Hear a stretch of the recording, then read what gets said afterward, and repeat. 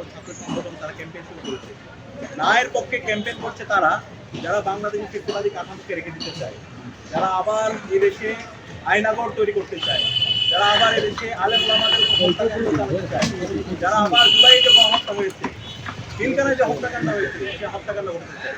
সুতরাং এই কেসেস ছাড়া আর কেউ এখানে ন্যায়ের পক্ষে ক্যাম্পেইন করছে না। ইতিমধ্যে আমরা সব রাজনৈতিক দলগুলো তাদের অবস্থান দেখতে পেয়েছি, জামাল করেছে, এনসিপি তাদের অবস্থান প্রদর্শন করেছে। গতকালকে বিএনপিও তাদের একটা অবস্থান দেখতে পেয়েছি। আমরা আশা রাখবো সবাই ঐক্যবদ্ধভাবে গণভোটে হাকে বিজয় করার জন্য সারা দেশব্যাপী সচেতনতা তৈরি করবো এবং এই যাত্রায় ঢাকা বিশ্ববিদ্যালয় কেন্দ্রীয় ছাত্রছাত্রী ডাকসু সার্বিকভাবে আমরা সবাইকে সাথে নিয়ে ঐক্যবদ্ধ হবো। আমাদের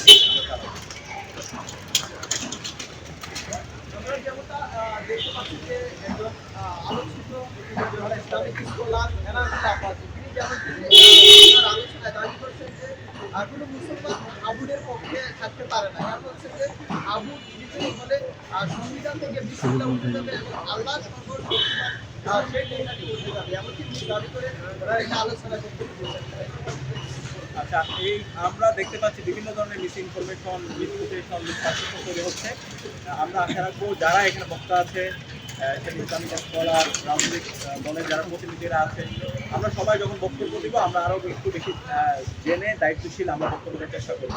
তো গণভোটের মাধ্যমে বাংলাদেশ নিরাপদ হবে এবং এদেশের ইসলাম এবং এই দেশের দীর্ঘদিনের যে ইসলাম ফোবিয়া এই অঞ্চল তৈরি করা দেওয়া হয়েছে সেই ইসলাম ফোবিয়া চিরতরে এখান থেকে আমরা নির্মূল করতে পারবো।